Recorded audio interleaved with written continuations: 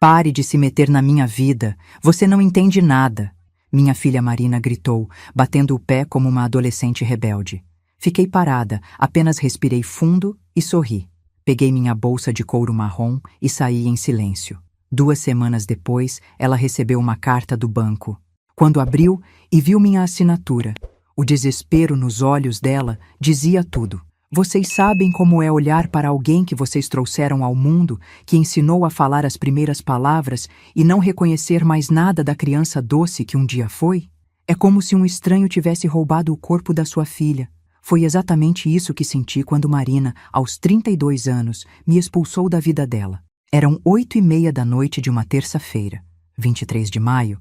Acabávamos de jantar o escondidinho de carne que eu tinha feito, aquele mesmo que ela adorava quando era pequena e sempre pedia quando estava triste. Meu genro, Ricardo, estava sentado à mesa da sala de jantar, mexendo no celular com aquele sorriso de canto de boca que eu já tinha aprendido a odiar, mas ainda não sabia por quê. As pernas dele estavam esticadas, encostadas na cadeira da frente, como se fosse o dono da casa.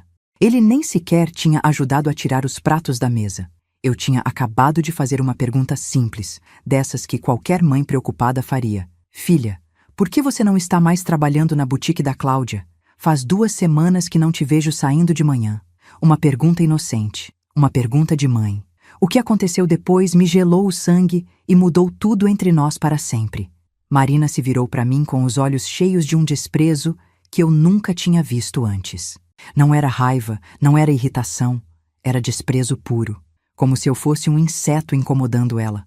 Suas sobrancelhas se franziam, a boca se contorcia numa careta feia que deformava seu rosto bonito. Mãe, você é uma velha ultrapassada que não entende como o mundo funciona hoje em dia. Ela cuspiu as palavras como se fossem veneno.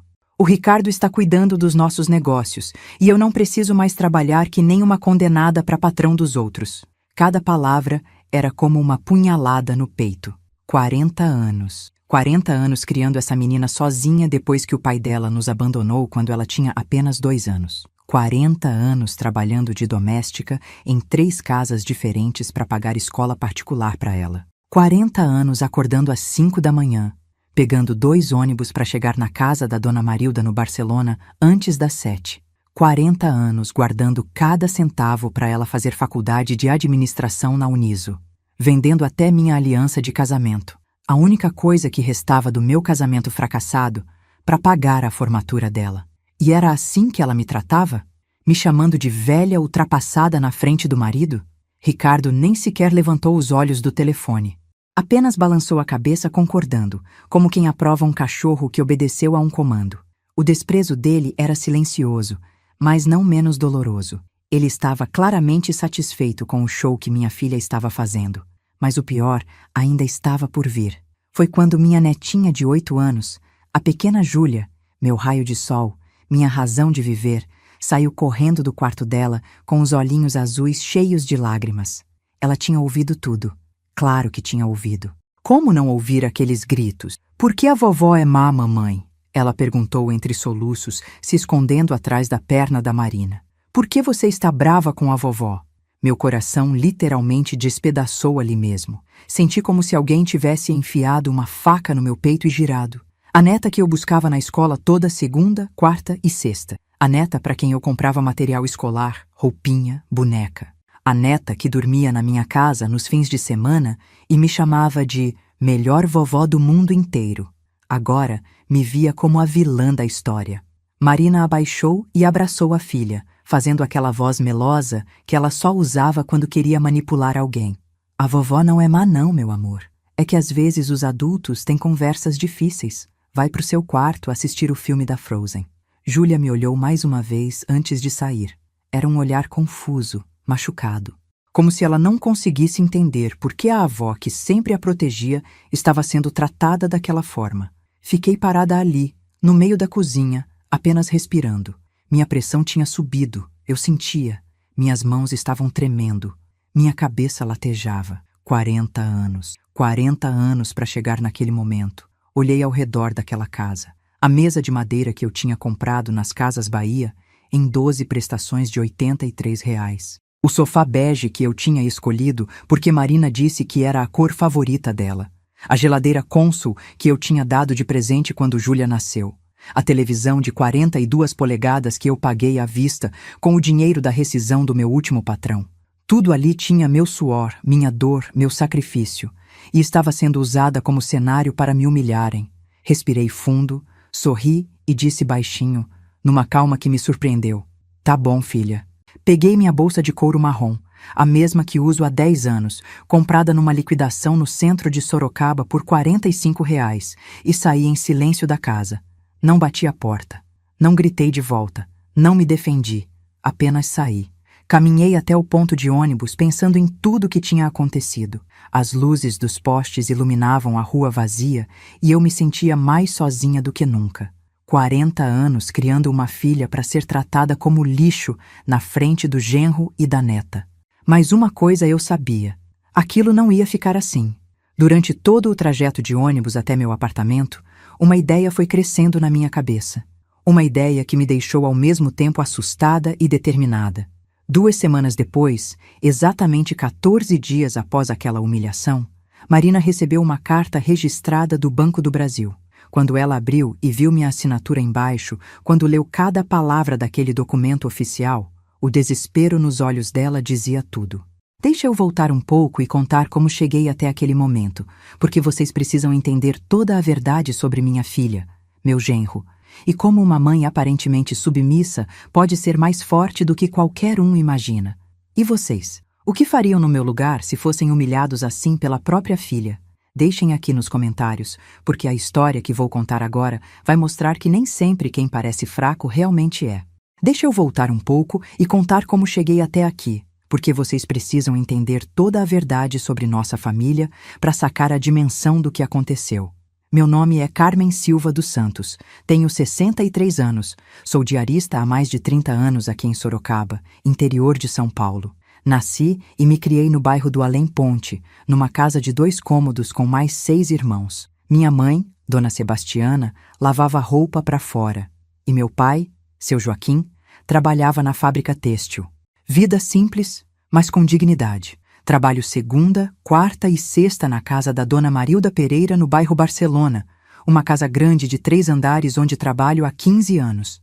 Ela me paga R$ 900 por semana.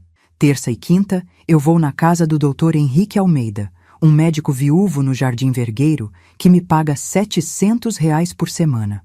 No total, ganho R$ 2.800 por mês, às vezes um pouquinho mais quando faço alguma faxina extra no final de semana. Sempre consegui me virar com esse dinheiro. Pago R$ 520 de aluguel do meu apartamento de 2 quartos no Jardim Santa Cecília, R$ 300 de mercado, R$ 180 de luz e água, R$ 90 de gás. Sobra uma graninha para roupa, remédio e sempre guardei um dinheirinho para emergência. Marina é minha única filha. Nasceu quando eu tinha 31 anos, depois de 5 anos tentando engravidar. Foi uma gravidez difícil. Fiquei internada 2 vezes com pressão alta, mas valeu cada sofrimento. Ela veio ao mundo no dia 15 de setembro de 1992, pesando 3,2 kg, no Hospital Santa Lucinda. O pai dela, o Antônio, era um homem bonito. Trabalha em oficina mecânica, falava bonito que nem o Ricardo. Namoramos 3 anos, casamos na Igreja do Rosário numa cerimônia simples, e nos 2 primeiros anos de casado, ele era um príncipe. Ajudava em casa, trazia presente, chamava a Marina de princesinha do papai. Mas quando Marina completou 2 anos, o Antônio simplesmente sumiu. Saiu para trabalhar numa segunda-feira, 7 de outubro de 1994, e nunca mais voltou. Deixou um bilhete em cima da cômoda.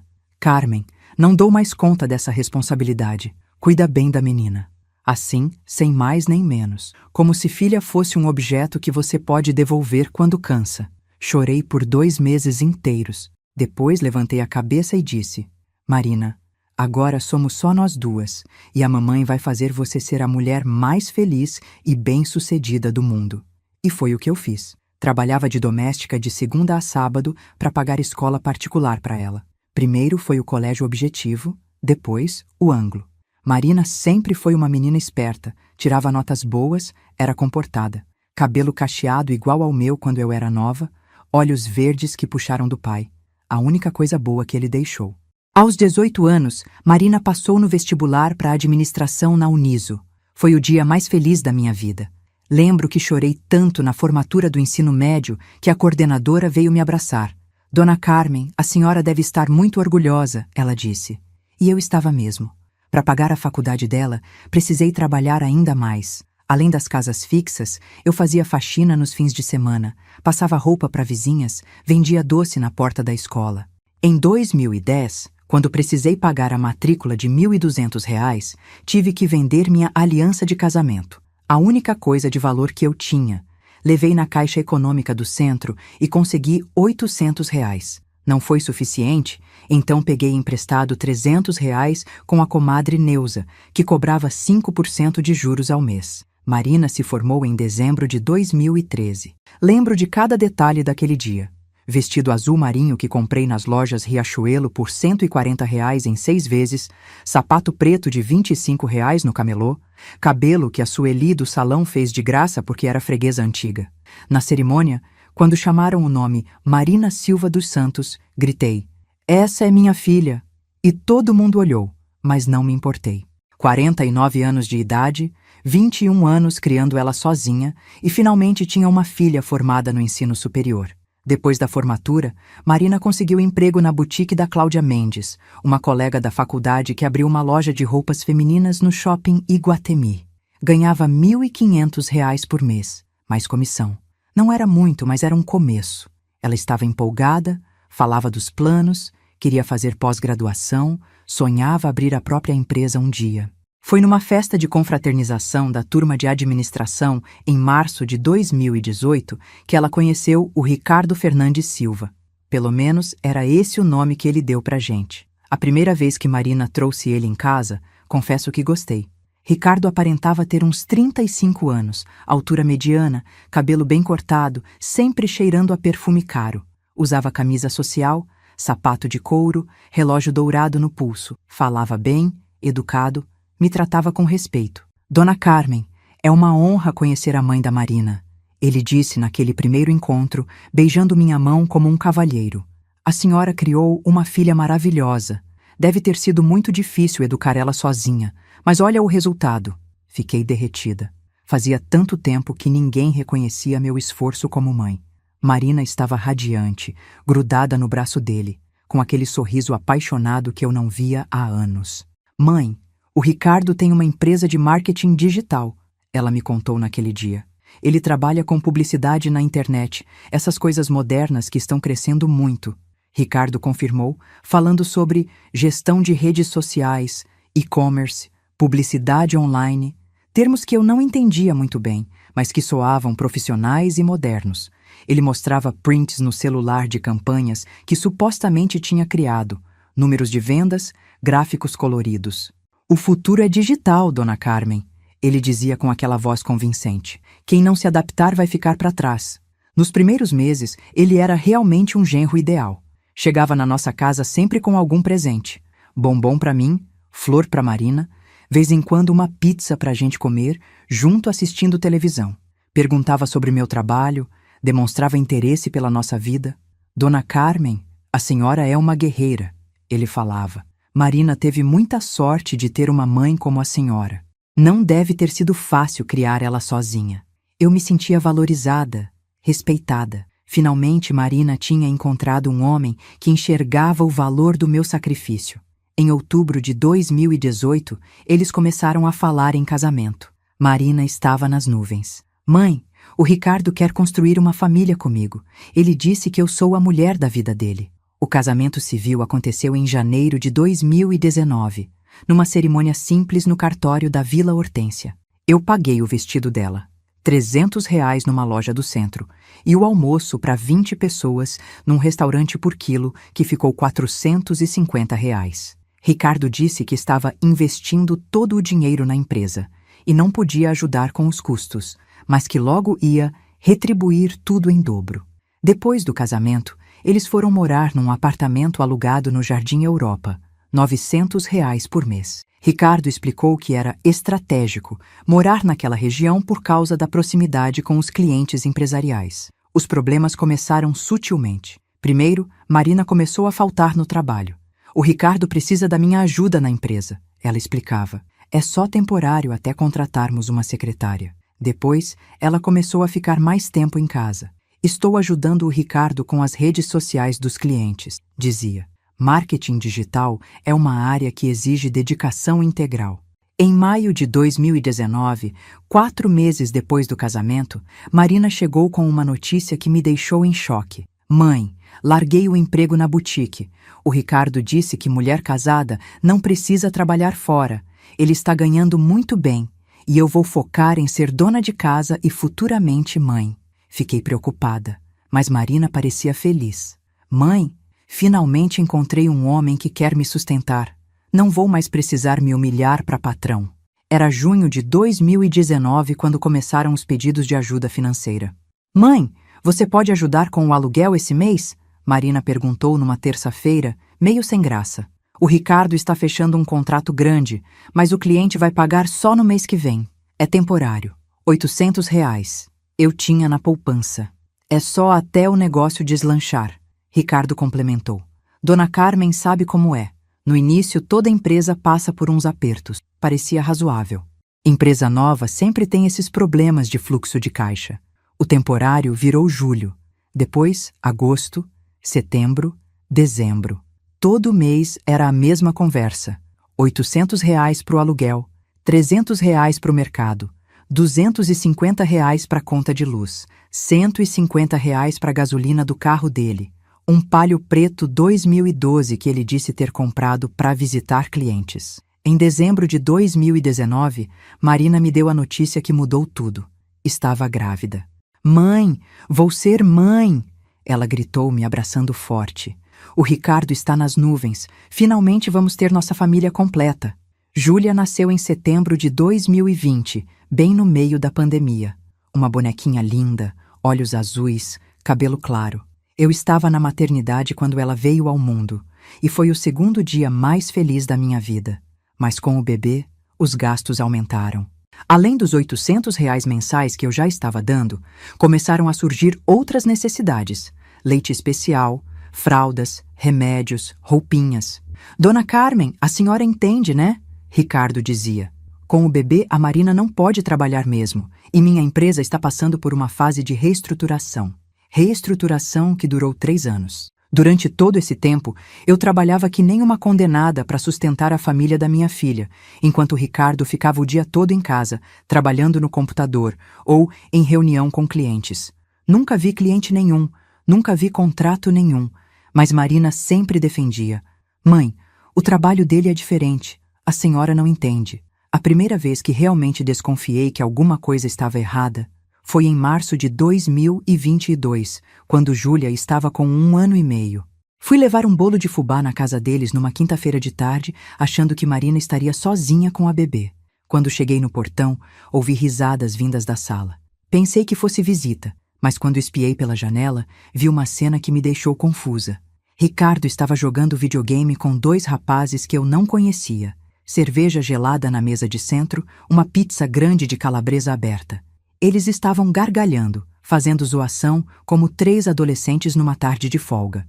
Enquanto isso, Marina estava no quarto passando roupa, com Júlia engatinhando pelo chão em volta dela. Bati na porta e a expressão no rosto do Ricardo mudou completamente quando me viu. Os amigos se levantaram meio sem graça, pegaram as cervejas e saíram rapidinho. Oi, Dona Carmen, Ricardo disse desligando o videogame. Estava numa pausa do trabalho. Você sabe como é? Às vezes a mente precisa relaxar para render melhor.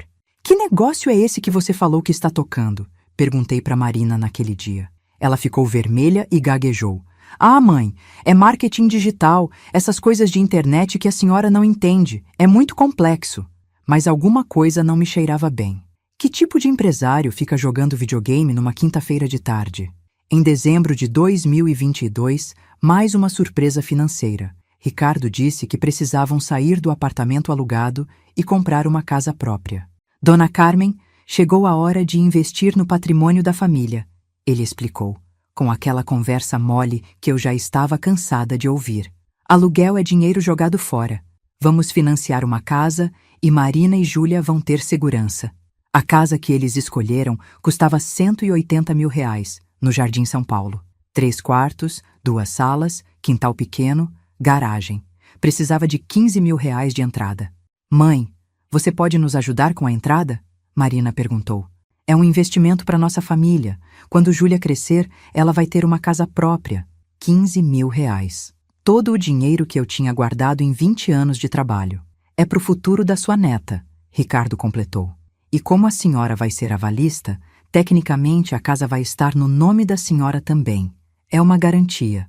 Eu assinei como avalista no financiamento. As prestações eram de R$ 1.100 por mês por 20 anos.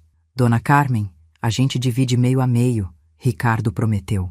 A senhora paga 550. Eu pago 550. R$ 550 que nunca vieram da parte dele. Por 3 anos, de janeiro de 2023 até abril de 2026, eu paguei todas as prestações sozinha. R$ 1.100 por mês. R$ 33.300 em 3 anos e 4 meses. E todo mês eu ouvia a mesma desculpa. A empresa está passando por uma fase difícil, mas no próximo mês eu compenso. Agora vocês entendem por que aquela humilhação na cozinha me doeu tanto. Não era só o desrespeito de uma filha ingrata. Era a consciência de que eu estava sendo usada há anos e que havia criado um monstro que não tinha gratidão nem vergonha na cara. Mas o que Marina e Ricardo ainda não sabiam era que eu tinha guardado todos os comprovantes de pagamento, todos os recibos, todas as transferências bancárias, e que legalmente aquela casa era mais minha do que deles. Se vocês acham que a história já estava ruim até aqui, esperem até descobrirem o que eu encontrei sobre o passado do Ricardo.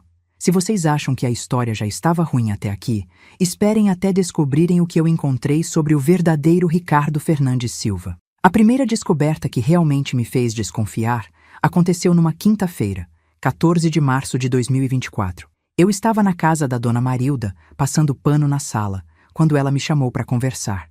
Dona Marilda é uma senhora de 68 anos, viúva, que sempre foi muito carinhosa comigo. Trabalho na casa dela há 15 anos e ela me trata quase como família. Carmen, preciso te contar uma coisa, mas não sei se devo me meter, ela disse, mexendo nervosa nas mãos. Você sabe que tenho carinho por você e não gosto de ver ninguém sendo enganada. Meu coração disparou. Quando alguém começa uma conversa assim, você já sabe que a bomba vai explodir. Ontem eu estava no shopping Iguatemi com minha neta Isabela. Ela continuou. Estávamos almoçando na praça de alimentação quando vi seu genro, o Ricardo. Até aí, nada demais. Ele sempre dizia que ia ao shopping resolver coisas da empresa. Só que ele estava acompanhado, Carmen, com uma moça bem nova, devia ter uns 25 anos. Cabelo liso, loira, vestido vermelho curtinho. Dona Marilda pausou, como se não quisesse continuar. Eles estavam de mãos dadas, Carmen. Beijando na mesa, do jeito que namorados fazem. O chão sumiu debaixo dos meus pés. A senhora tem certeza que era ele? Perguntei, já sabendo a resposta. Tenho sim, minha filha. Cabelo cortado igual, altura igual, aquele jeito dele de sentar meio largado na cadeira. Era ele sim. Saí da casa da Dona Marilda naquele dia com a cabeça a mil. Ricardo traindo Marina? Depois de tudo que a gente estava fazendo por ele? Depois de eu estar sustentando a casa dele há 5 anos? Mas Dona Marilda não era de inventar histórias. Em 15 anos de convivência, nunca vi ela mentir ou exagerar nada.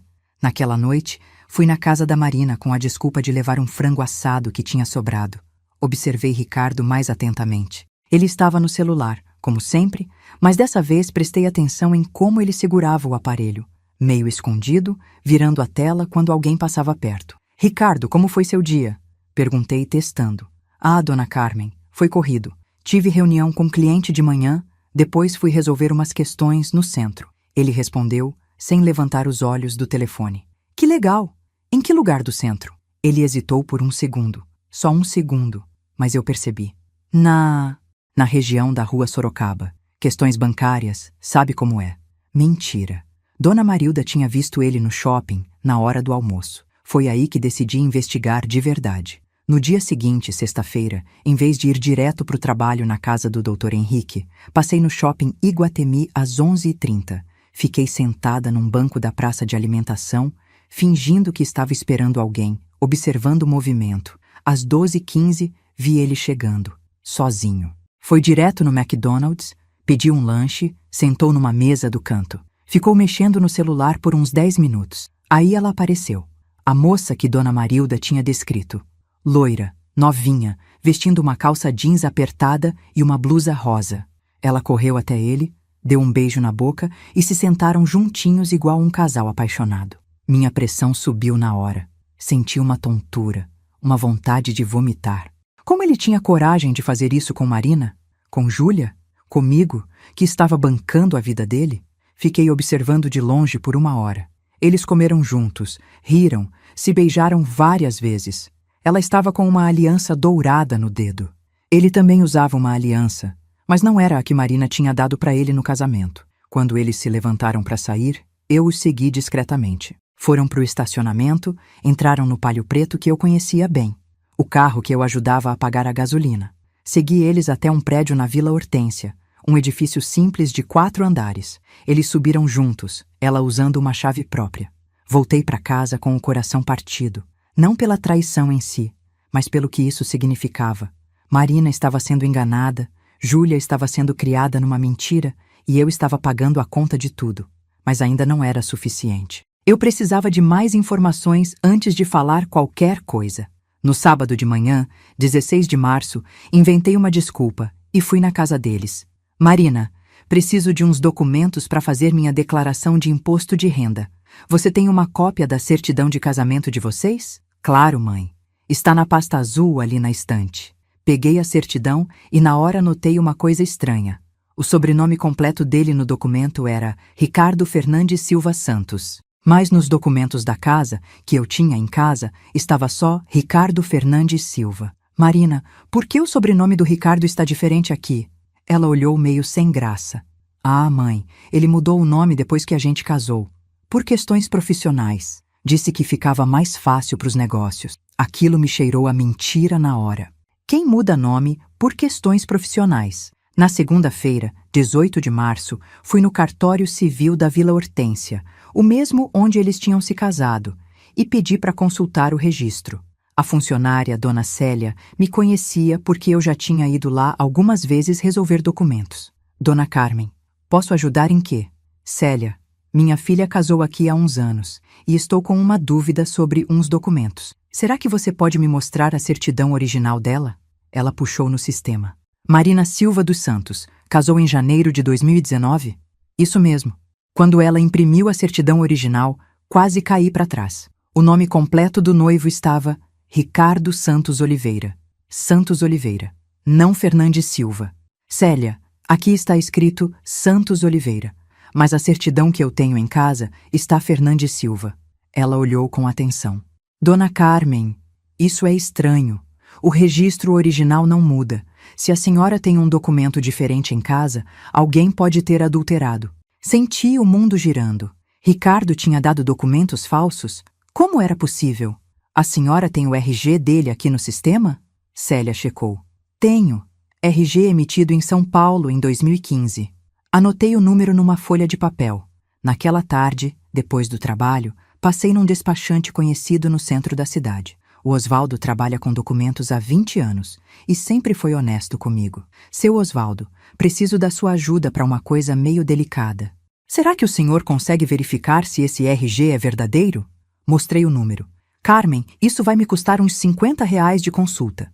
A senhora tem certeza que quer saber? R$ 50 que eu não podia gastar, mas precisava. 2 horas depois, seu Osvaldo me ligou. Carmen, melhor a senhora vir aqui pessoalmente para conversar. Quando cheguei no escritório dele, a expressão no rosto já dizia tudo. Esse RG não existe, Carmen. O número é falso. Não tem nenhum Ricardo Santos Oliveira com essa numeração no sistema do Detran de São Paulo. Agora, as coisas estavam ficando assustadoras. Quem era Ricardo, afinal? Tem mais uma coisa, seu Osvaldo continuou. Fiz uma consulta mais ampla com o nome. Existe um Ricardo Santos Oliveira, nascido na mesma data que está na certidão de casamento da sua filha. Mas esse cara vive em Campinas e está casado oficialmente desde 2016 com uma mulher chamada Patrícia Mendonça. Minha cabeça explodiu. Como assim casado oficialmente? É o que está aqui, Carmen. casamento religioso e civil registrado no cartório de Campinas em agosto de 2016, 2 anos antes dele casar com sua filha. Bigamia. Ricardo era bígamo. Saí do escritório do seu Osvaldo caminhando igual zumbi. Minha filha estava casada com um homem que já era casado com outra. Júlia era filha de um criminoso, e eu estava sustentando a segunda família dele há 5 anos, mas ainda não tinha acabado. Na terça-feira, 19 de março, em vez de ir trabalhar, fui na Receita Federal, no centro de Sorocaba. Disse que era questão de família urgente e precisava consultar a situação do CPF de um parente. A funcionária fez a consulta. Senhora, esse CPF tem restrições. Está com o nome sujo no Serasa desde 2017. Dívidas em bancos, cartões de crédito, financiamentos não pagos. Quanto de dívida? Deixa eu somar aqui. R$ 87.420. R$ 87 mil de dívida. E ele vivendo na casa que eu estava pagando, comendo comida que eu comprava, andando no carro que eu ajudava a abastecer. Tem mais uma coisa estranha aqui, a funcionária continuou. Esse CPF foi usado para abrir conta em 3 bancos diferentes nos últimos 2 anos. Banco do Brasil em Sorocaba, Caixa Econômica em Campinas e Bradesco em Votorantim. 3 cidades diferentes. O cara estava fazendo esquema em todo o interior de São Paulo. Saí da Receita com as pernas bambas. Tudo o que eu suspeitava estava se confirmando, mas estava muito pior do que imaginava. À tarde, fui na agência do Banco do Brasil, onde eu tenho conta há 15 anos. O gerente, seu Antônio Carlos, me conhece bem. Seu Antônio, preciso de um favor delicado. Minha filha está casada com um homem que estou suspeitando estar escondendo dívidas. Será que o senhor consegue me dizer se ele tem conta aqui? Carmen, não posso dar informações de conta de terceiros, mas posso te dizer se ele tem restrições gerais no sistema bancário. Passou o CPF no sistema. Esse homem tem restrições em todos os bancos que consultamos. Inadimplente há 7 anos. Cheques devolvidos, empréstimos não pagos, cartão de crédito cancelado. E conta corrente? Não tem conta em lugar nenhum. Qualquer banco nega a abertura de conta para ele automaticamente. Agora eu entendi por que ele sempre pedia dinheiro emprestado para Marina, porque nunca tinha cartão, porque todas as contas da casa eram no nome dela. Ele era um caloteiro profissional. Na quarta-feira, 20 de março, fiz a consulta mais dolorosa de todas. Fui no Colégio Objetivo, onde Júlia estuda, e perguntei para a diretora, Dona Rosana, se podia conversar sobre a situação da matrícula. Dona Carmen, que bom que a senhora veio. Estamos com problemas para receber o pagamento deste ano. A mensalidade está 3 meses atrasada. Meu sangue gelou. Como assim atrasada? Eu deposito R$ 300 todo mês na conta da Marina para a escola da Júlia. Pois é, Dona Carmen, mas não está chegando aqui. E ontem o pai da aluna veio aqui tentar renegociar a dívida, oferecendo um desconto de 50% se pagasse à vista. Desconto de 50%? É. Disse que a família estava passando por dificuldades financeiras e perguntou se podia pagar R$ 900 pela dívida de R$ 1.800. R$ 900. Exatamente os R$ 300 de 3 meses que eu tinha dado para Marina. Ricardo estava roubando o dinheiro da escola da própria filha. Naquele momento, sentada na sala da diretora, eu entendi que tinha sido feita de idiota por 5 anos completos. Não era só traição.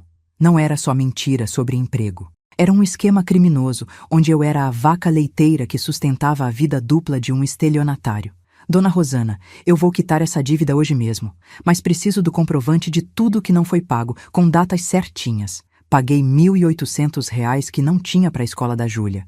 Tive que pegar emprestado R$ 800 da comadre Neuza, que cobrou 10% de juros porque já estava achando estranho eu pedir dinheiro emprestado com tanta frequência. Mas agora eu tinha provas concretas de tudo. Bigamia, identidade falsa, calote na escola da neta, nome sujo no Serasa, dívidas de R$ 87 mil, conta bancária inexistente. E mais, ele estava usando meu dinheiro para sustentar a amante. Na quinta-feira, 21 de março, decidi fazer o último teste. Fui na farmácia onde Marina comprava os remédios da Júlia e perguntei se eles tinham cadastro da família.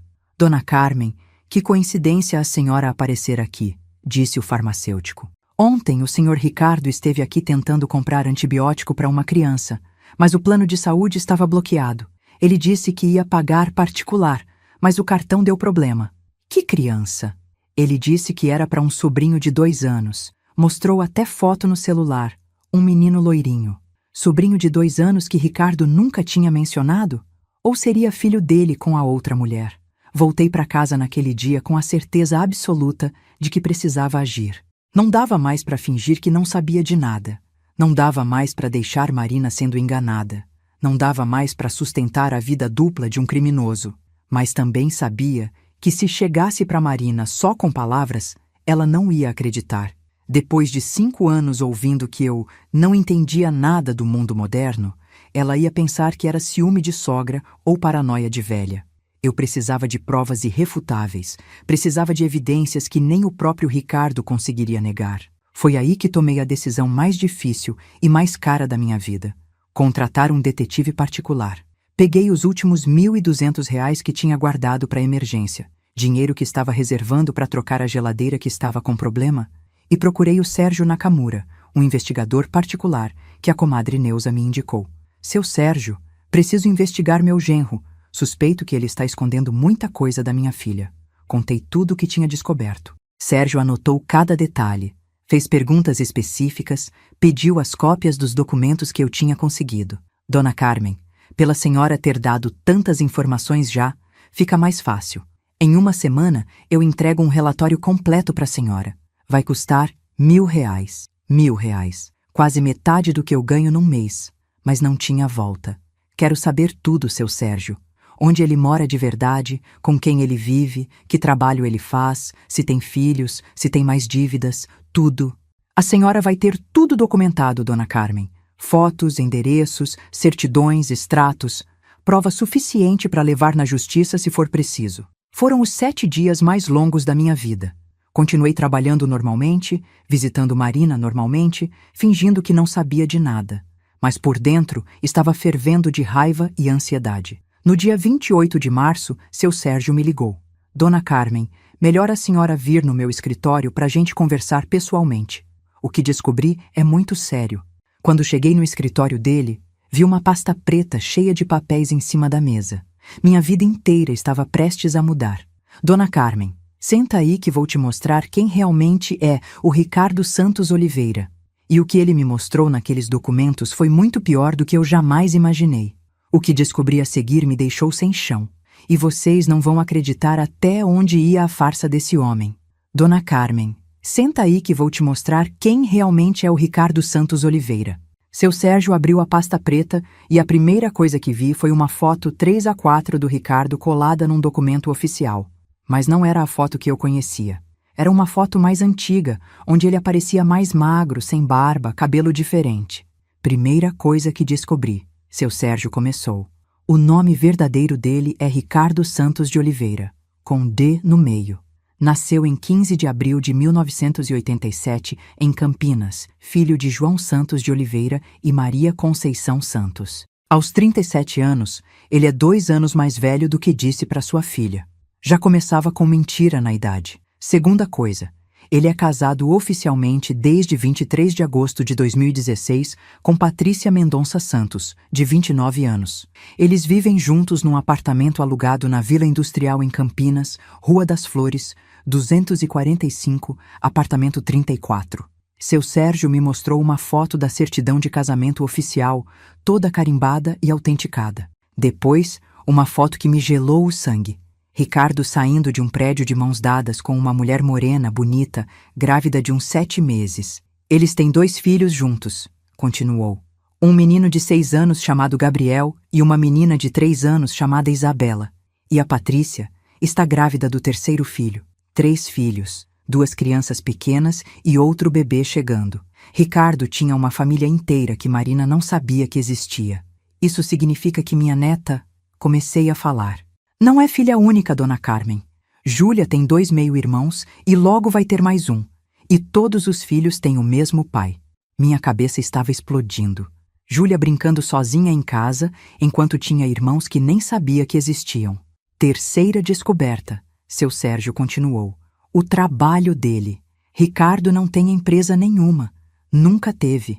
Ele trabalha como vendedor numa loja de celulares no centro de Campinas, das 8 às 6, de segunda a sexta. Ganha um salário mínimo e meio, R$ 1.545 por mês. Me mostrou fotos dele entrando e saindo da loja, vestindo uniforme azul com o nome da empresa. Celtec, dizia na camisa.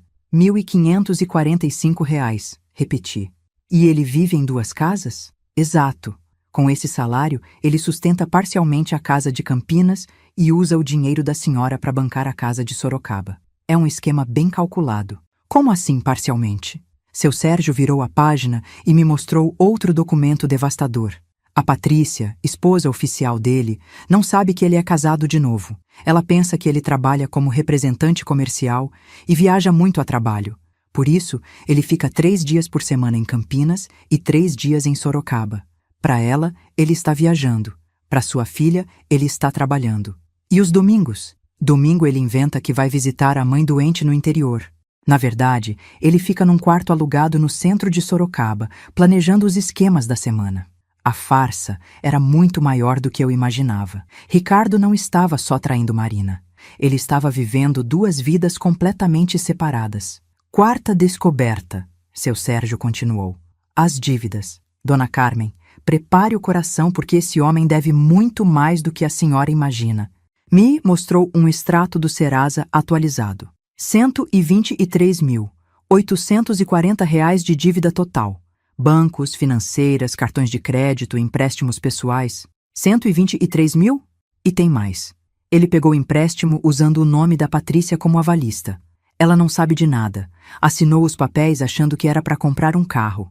Na verdade, ele usou o dinheiro para pagar as contas das 2 casas. A coitada da Patrícia também está sendo enganada? Completamente.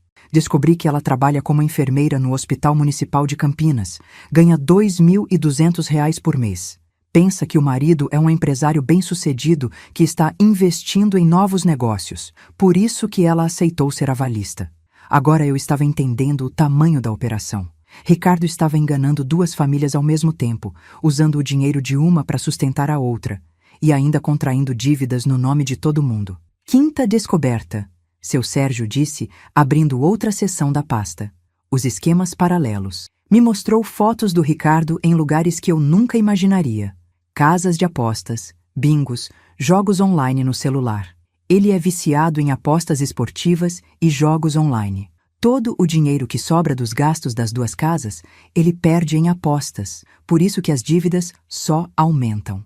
Nossa Senhora! Tem mais. Descobri que ele já aplicou pequenos golpes. Vendeu um carro que não era dele para um rapaz de Votorantim por R$ 8.000. O carro era financiado no nome da Patrícia, mas ele vendeu como se fosse quitado. Seu Sérgio me mostrou o boletim de ocorrência que a vítima registrou na polícia quando descobriu que o carro tinha financiamento pendente. E também descobri que ele tenta seduzir outras mulheres pelo aplicativo de relacionamentos. Sempre se apresenta como empresário solteiro, sem filhos. Me mostrou prints de conversas que ele conseguiu de uma fonte confidencial. Ricardo conversando com pelo menos 5 mulheres diferentes, todas achando que ele era solteiro e bem-sucedido. Sexta e última descoberta, seu Sérgio disse chegando na parte final da pasta. O plano dele com relação à senhora e sua filha. Meu coração disparou. Que plano? Através de escutas que consegui fazer, descobri que Ricardo pretende convencer sua filha a pedir para a senhora passar a casa para o nome dela. Depois, ele quer vender a casa e usar o dinheiro para quitar as dívidas e começar vida nova em outro estado. Vender a casa é o plano mestre dele. Como a senhora é avalista e tem nome limpo, ele quer transferir a propriedade para Marina, depois convencê-la a vender para investir num negócio maior. Com o dinheiro da venda, ele quitaria as dívidas, deixaria a Patrícia e os filhos em Campinas e sumiria com Marina e Júlia para começar o esquema em outro lugar. Senti uma tontura terrível. Ele queria me roubar a casa que eu paguei com 40 anos de trabalho, abandonar os próprios filhos em Campinas e arrastar minha filha e neta para uma vida de fuga e mentiras. E se minha filha descobrisse a verdade no meio do caminho? Seu Sérgio me olhou com uma expressão grave. Dona Carmen, homens como esse não hesitam em abandonar mulheres que não servem mais para os planos deles. Ele já fez isso antes. Como assim? Antes da Patrícia, ele foi casado oficiosamente com uma mulher em Itu, por 2 anos. Quando ela engravidou, ele simplesmente desapareceu. A criança tem 8 anos hoje e nunca conheceu o pai. 3 mulheres, 4 filhos. E minha Marina ia ser a próxima vítima de abandono depois que ele sugasse tudo que podia da nossa família. Seu Sérgio, eu preciso de cópias de tudo isso. Preciso mostrar para minha filha antes que seja tarde. Já está tudo aqui, Dona Carmen. Documentos autenticados, fotos com data e horário, áudios de conversas dele no telefone, extratos bancários, certidões, boletins de ocorrência. É prova suficiente para mandar esse homem para a cadeia por estelionato, bigamia e falsidade ideológica. Peguei a pasta com as mãos tremendo. 47 páginas de evidências que destruíam completamente a imagem do genro, empresário bem-sucedido que eu tinha em casa. Uma última coisa, Dona Carmen, seu Sérgio disse quando eu já estava saindo. Recomendo que a senhora não confronte ele diretamente. Homens como esse podem ficar violentos quando descobrem que foram desmascarados.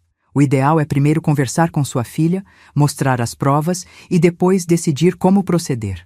Voltei para casa naquele dia 28 de março, carregando a pasta mais pesada da minha vida. Não era pesada fisicamente, eram 47 folhas de papel.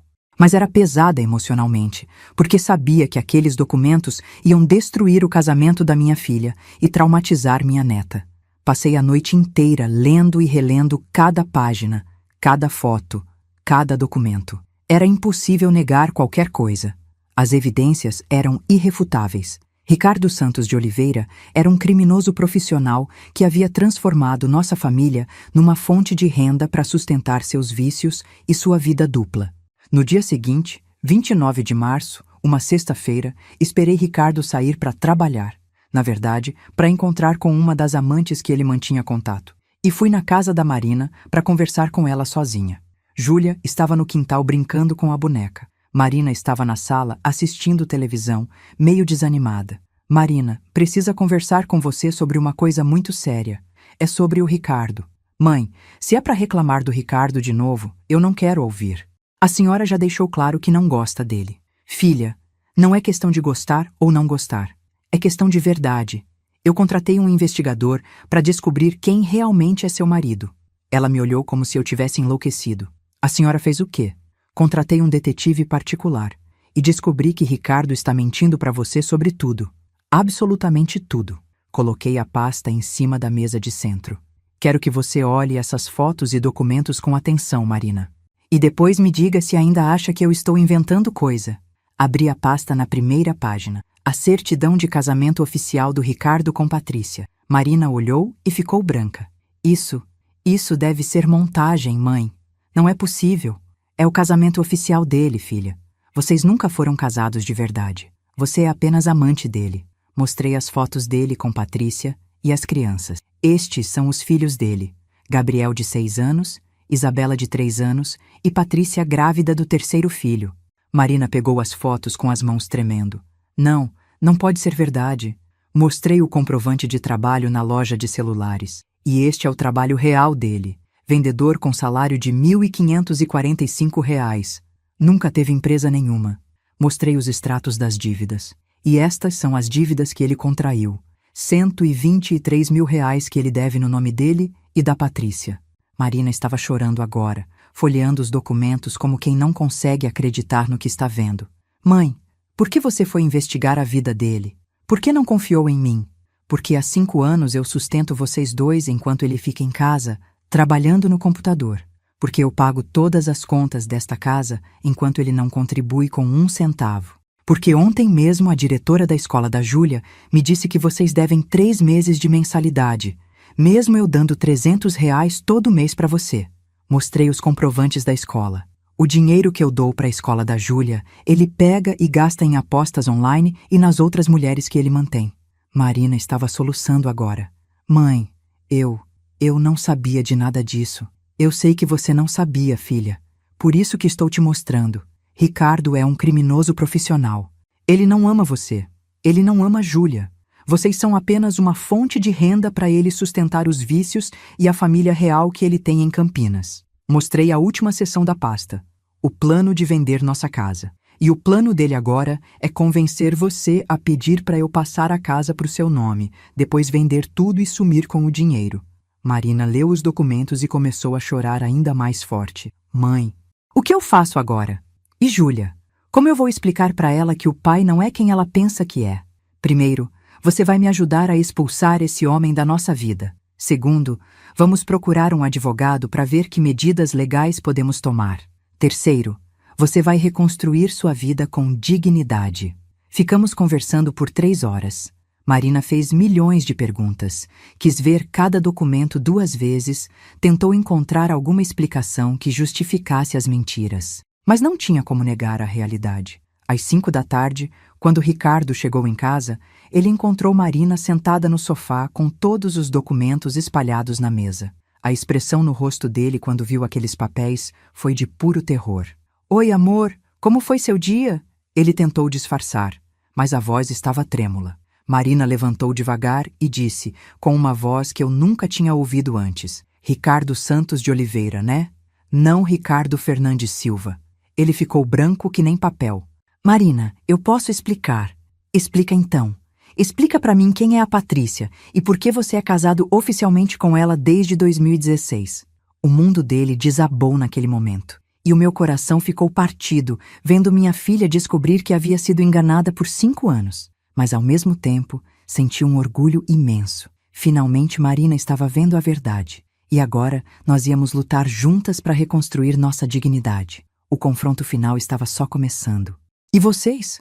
Acham que Ricardo tentou inventar alguma desculpa esfarrapada?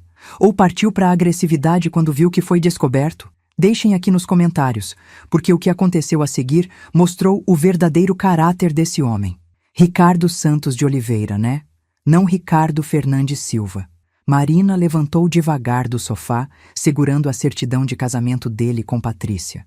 A voz dela estava firme, mas eu podia ver que as mãos tremiam ligeiramente. Ricardo ficou branco que nem papel quando viu todos aqueles documentos espalhados na mesa de centro. Seus olhos percorreram rapidamente as fotos dele com Patrícia, os extratos das dívidas, os comprovantes de trabalho na loja de celulares. Por 5 segundos, ele ficou completamente mudo, igual um animal acuado. Marina, eu posso explicar.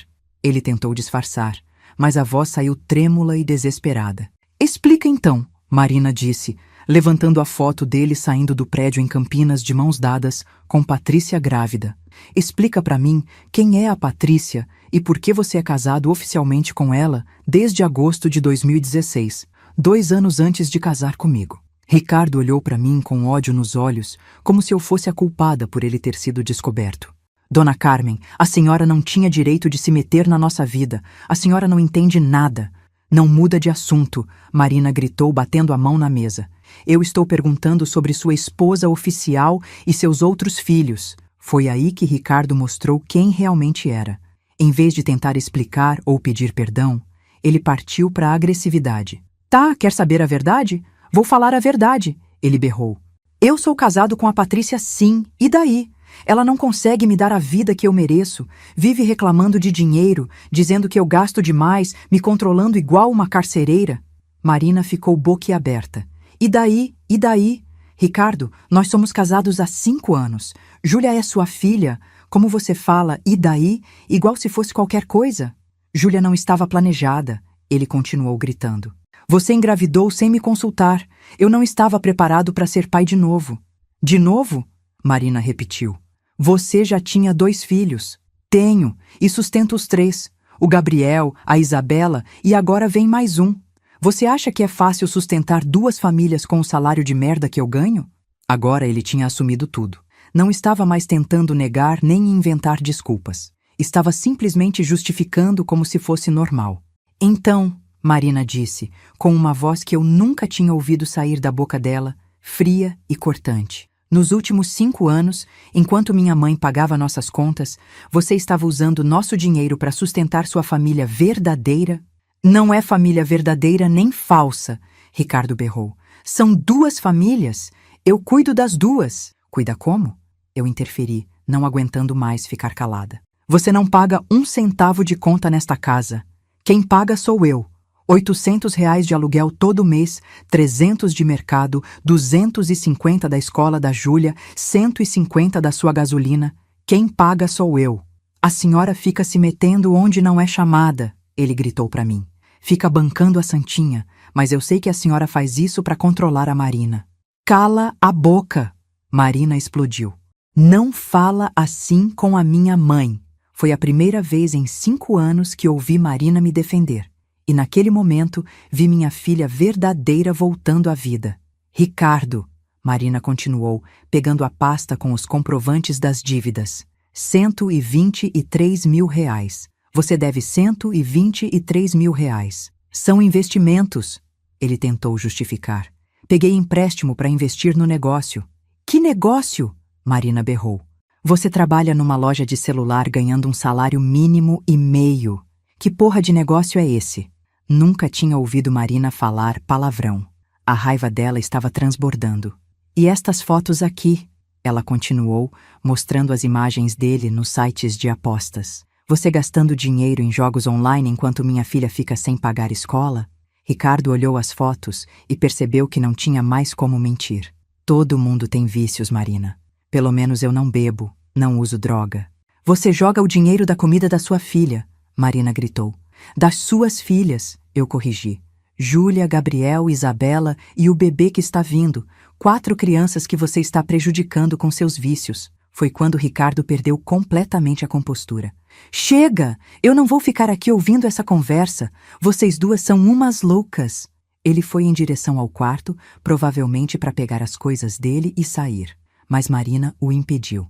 Você não vai sair daqui como se nada tivesse acontecido, ela disse, bloqueando a passagem.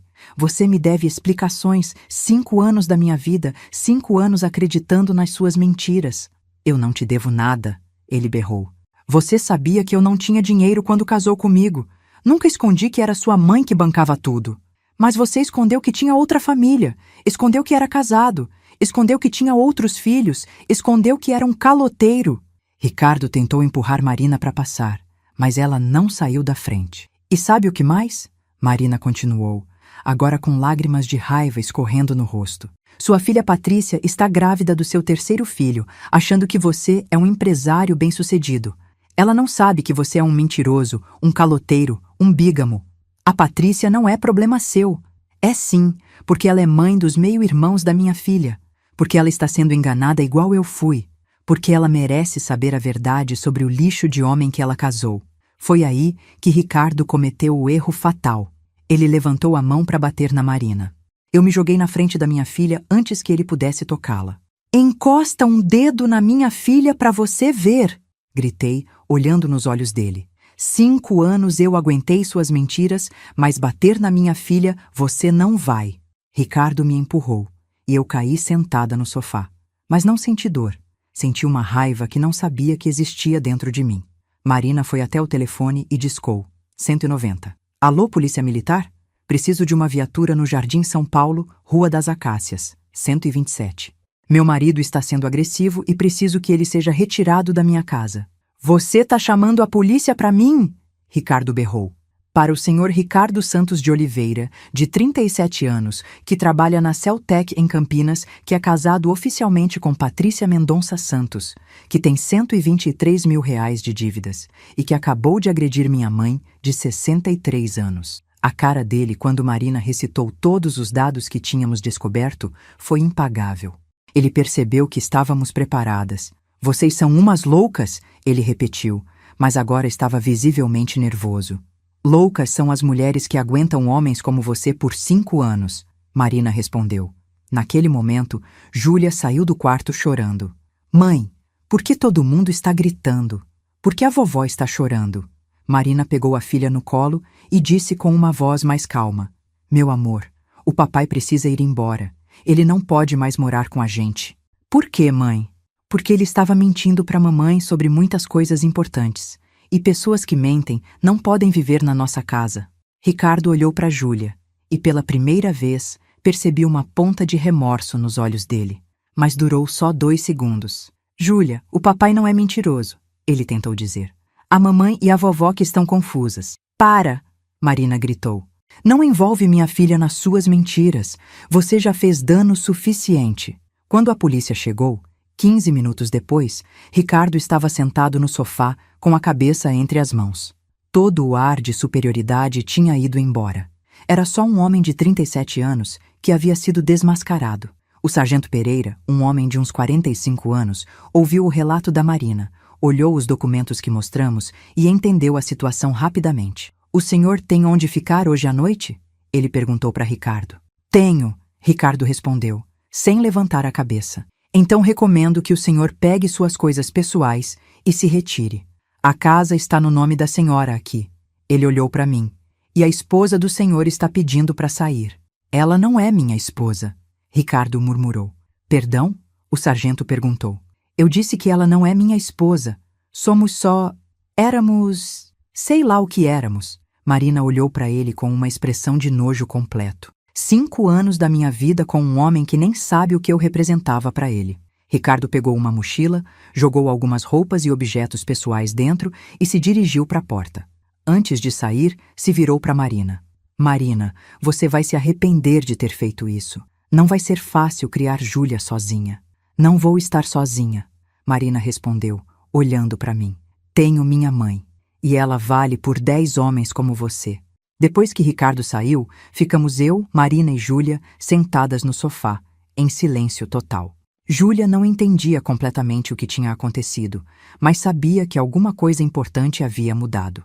"Mãe", Marina disse, depois de uns 5 minutos, "eu te peço perdão por tudo o que eu falei para a senhora, por ter te desrespeitado, por ter duvidado da senhora, por ter deixado esse homem falar mal da senhora durante 5 anos. Filha, não mãe, deixa eu falar.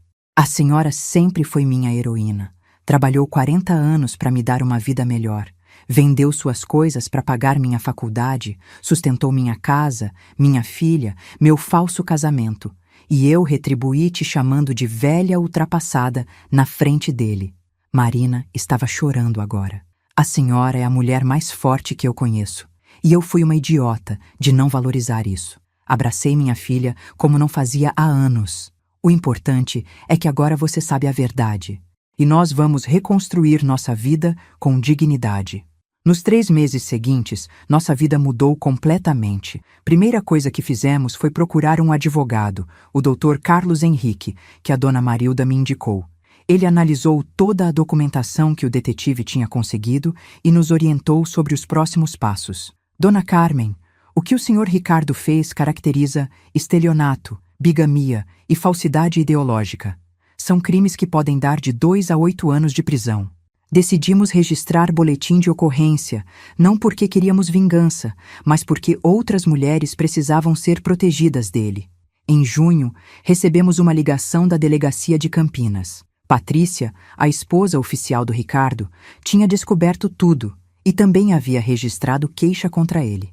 Ela encontrou nosso contato através da investigação policial e pediu para conversar comigo. No dia 15 de junho, eu e Marina fomos até Campinas conhecer Patrícia e as crianças. Foi um encontro emocionante e doloroso ao mesmo tempo. Patrícia era uma mulher bonita, de 29 anos, enfermeira, grávida de 8 meses. Gabriel e Isabela eram 2 crianças lindas que se pareciam muito com Júlia. Quando elas se conheceram, brincaram juntas como se fossem amigas antigas. "Dona Carmen", Patrícia disse com lágrimas nos olhos, "obrigada por ter descoberto a verdade. Eu estava vivendo numa mentira há 8 anos. Achava que meu marido era empresário, que viajava a trabalho. Nunca imaginei que ele tinha outra família. Conversamos por 3 horas.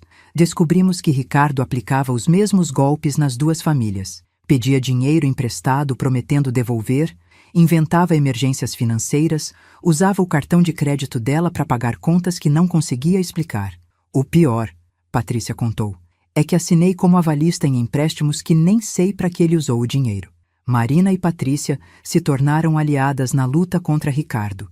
Elas se comunicavam regularmente para trocar informações sobre a investigação policial e sobre as crianças. Em agosto de 2024, Ricardo foi preso por estelionato e bigamia. A prisão aconteceu no próprio local de trabalho dele, na loja de celulares. O dono da loja disse que ficou chocado ao descobrir que o funcionário que considerava confiável era um criminoso. Marina voltou a trabalhar na boutique da Cláudia, que a recebeu de braços abertos. Marina, sempre soube que você era uma boa pessoa.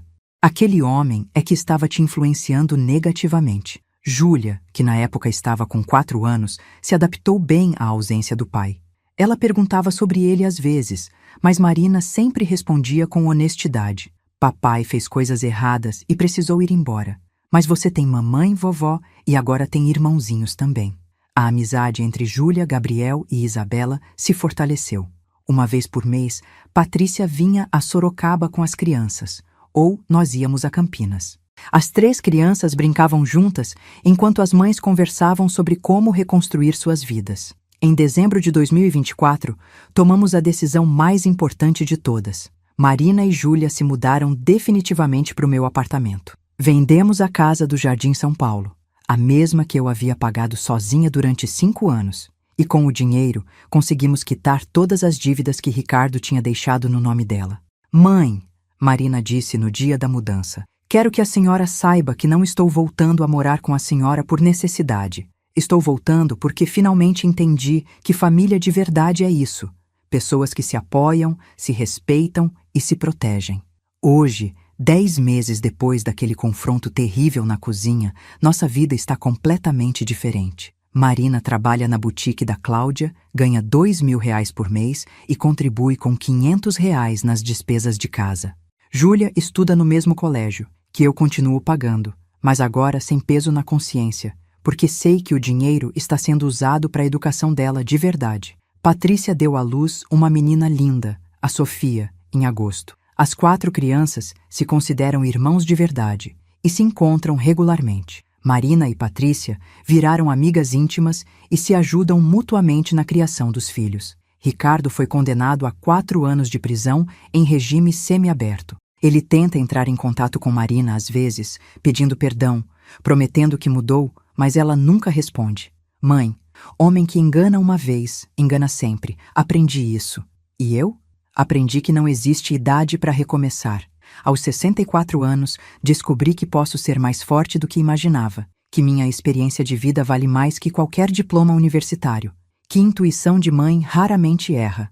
Hoje durmo tranquila, sabendo que minha filha e neta estão seguras, respeitadas e amadas. Marina nunca mais me chamou de velha ultrapassada.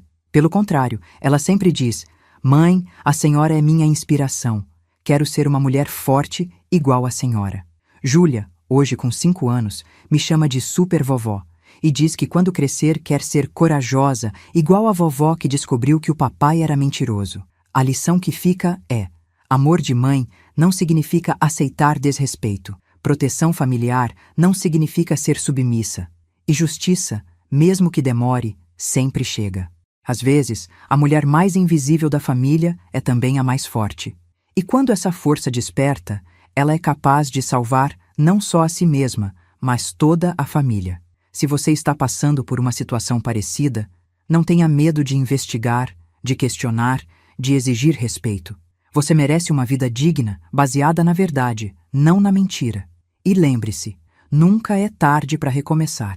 Nunca é tarde para ensinar limites. Nunca é tarde para escolher a dignidade. Se essa história tocou seu coração, compartilhe este vídeo com alguém que precisa ouvir essa mensagem de que é possível sim recomeçar e conquistar o respeito que merece. Se inscreva no canal para mais histórias reais de superação e coragem. E assista agora a história que está passando na sua tela de uma mulher que descobriu o segredo sombrio que o marido escondia há 15 anos.